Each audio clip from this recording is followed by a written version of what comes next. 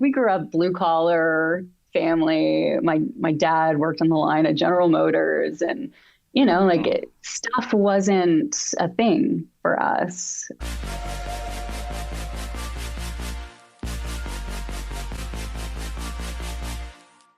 Hi, friends. Welcome back to Really Famous.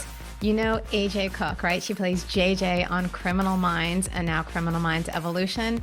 Well, she is fabulous in real life, like a totally real person who you're going to want to get to know better and hang out with, which you're about to do because that's what we do right now. So let's do it.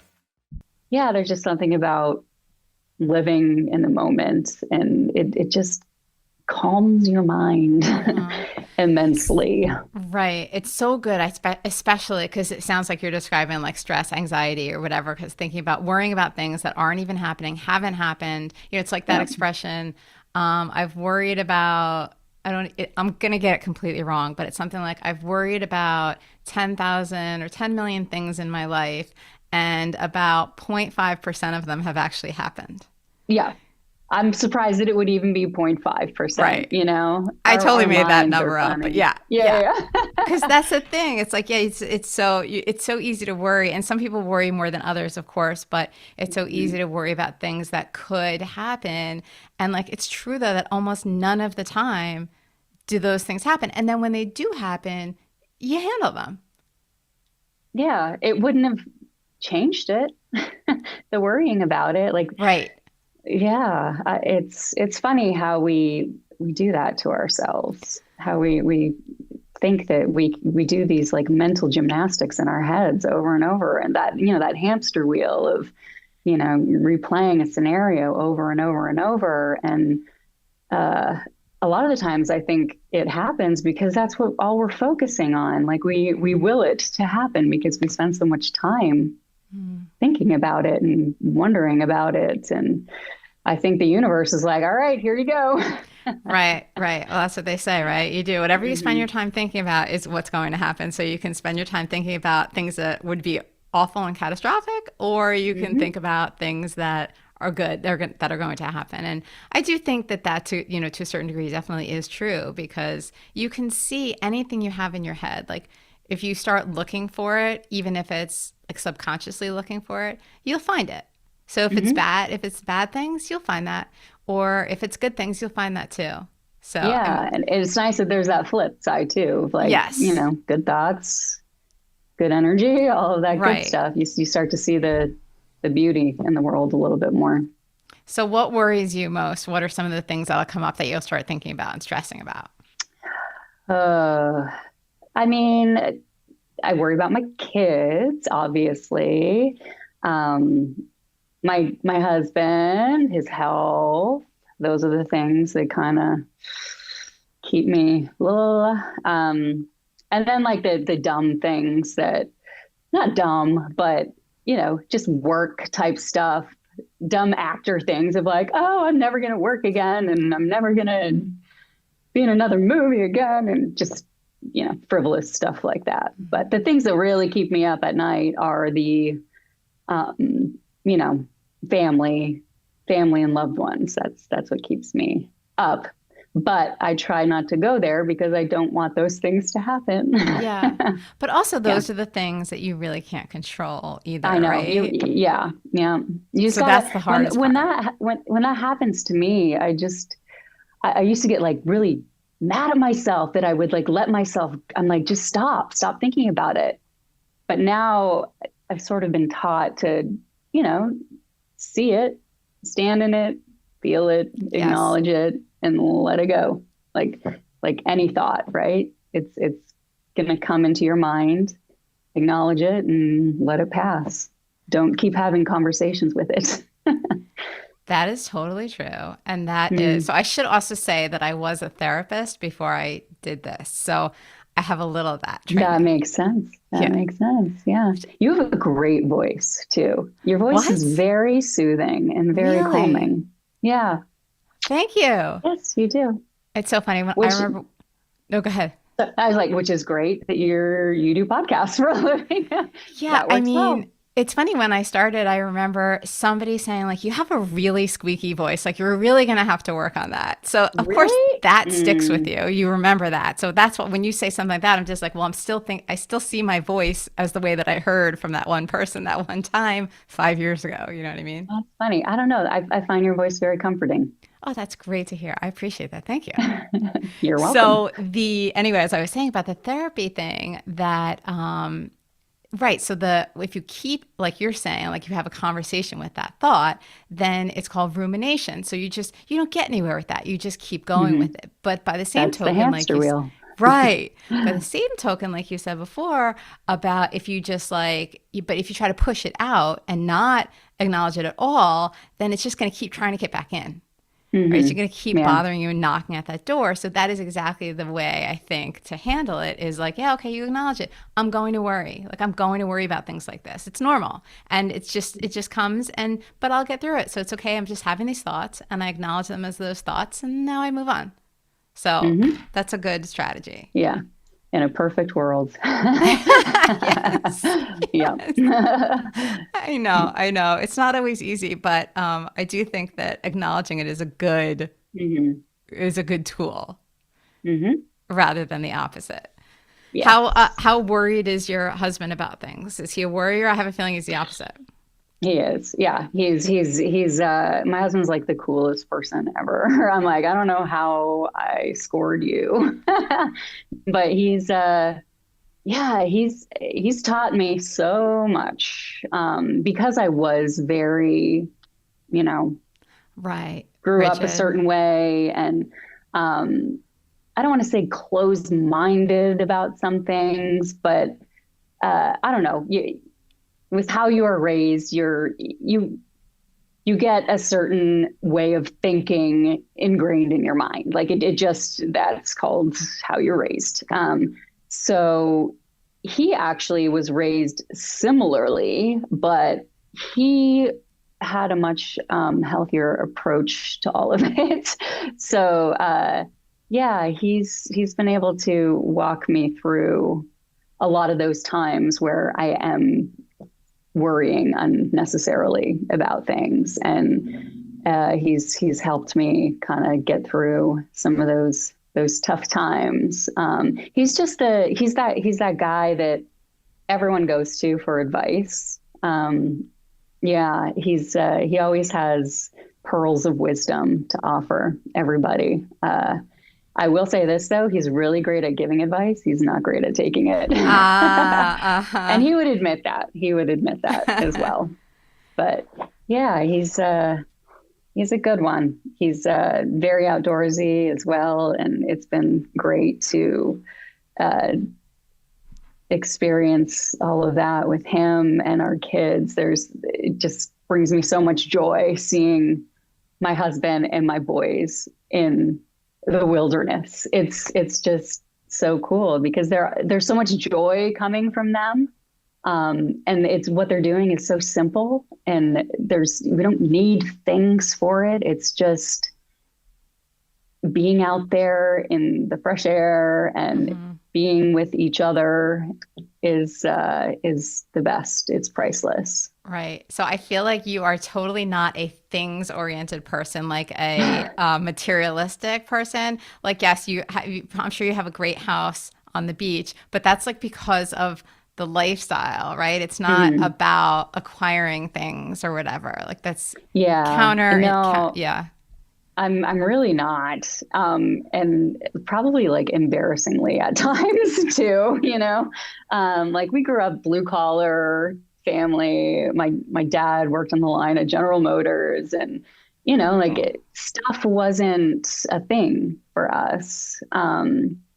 So it is kind of strange when you come from like humble beginnings, and you do find some success in life, and you know just the whole idea that I get paid to do what I love for a living is crazy, and I'm so grateful for it.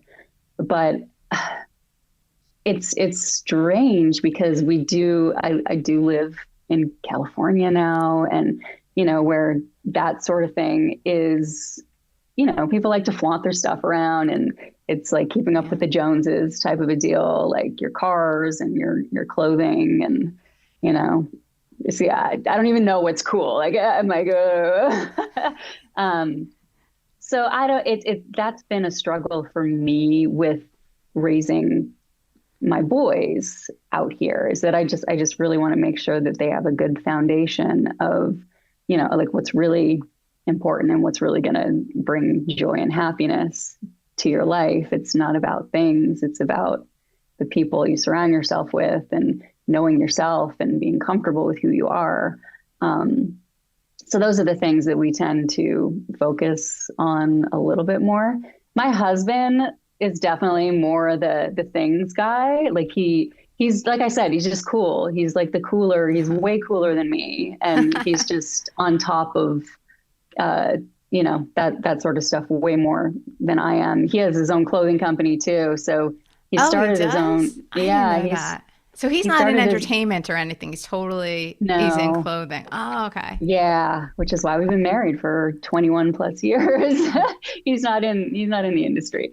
Um, yeah, so the reason why he created Walter Sky, that's the name of his clothing company, was because he's a big outdoors guy and he wanted clothes that doesn't look like he's wearing his dad's clothes hiking, like he Yeah. wanted technical clothing that can go from the office to like will take you anywhere. You don't have to worry about it. And you don't have to look like your nerdy dad doing it. So yeah, he created this sort of like staples line. And it's doing really well. So I'm super happy for him. But my point being, he's got a great eye for fashion and style Style. and just Uh-huh. what looks good.